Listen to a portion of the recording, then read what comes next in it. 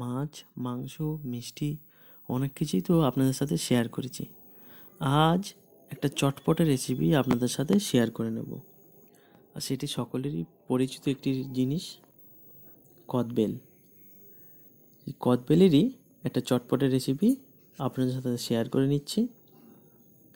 প্রথমেই একটা কদবেল নিয়ে এসেছি, বাজার থেকে কিনে নিয়ে এসেছি। বেলটা ভেঙে নিয়ে বেলের শাঁসটা বার করে নেব। কদবেল খাওয়াও কিন্তু উপকার, খেতে যেরকম টেস্টি হয় কদবেলের অনেক ঔষধি গুণাগুণ আছে। তাই পারলে এই সময় কদবেল পাওয়া যায়, খেতে পারেন।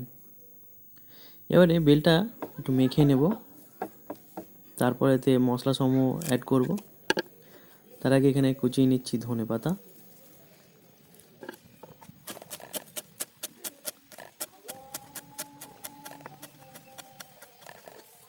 এর সাথে কুচিয়ে নেব কাঁচা লঙ্কা। তো ঝালটা আপনারা যদি বেশি খেতে চান পরিমাণটা বাড়াতে পারেন। আমি একটা বেলেতে দুটো কাঁচা লঙ্কা দিয়েছি। লঙ্কার ঝাল এবং অনুযায়ী আপনারা বাড়াতে পারেন।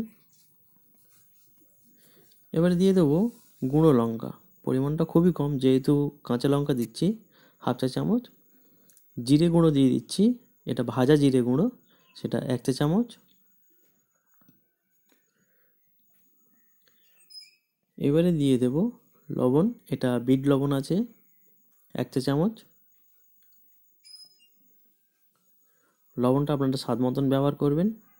দিয়ে দিচ্ছি কুচিয়ে রাখা ধনেপাতা, কাঁচা লঙ্কা।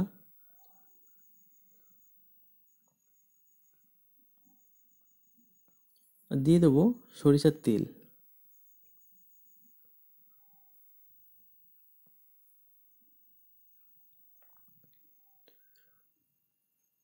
এবারে সব কিছু একসাথে মাখিয়ে নেব, হাত দিয়েই মাখাতে হবে। ভালো করে মাখিয়ে নিলেই তৈরি হয়ে গেল চটপটা কদবেল। এবারে এটিকে রোদের মধ্যে বেশ কিছুক্ষণ রেখে দিতে হবে, দিলে জিনিসটা আরও ভালো মজে যাবে, টেস্টটাও আরও বাড়বে। তৈরি হয়ে গেল আমাদের চটপটা কদবেল। রেসিপিটা কেমন লাগলো অবশ্যই কমেন্ট করে জানাবেন। রেসিপিটা ভালো লাগলে অবশ্যই সাবস্ক্রাইব করে দেবেন এবং ফেসবুক থেকে দেখলে অবশ্যই ফলো করে দেবেন। আরও নতুন নতুন রেসিপি পেতে আমার পেজের সাথে যুক্ত হন। তাই ভালো থাকবেন, সুস্থ থাকবেন, ধন্যবাদ।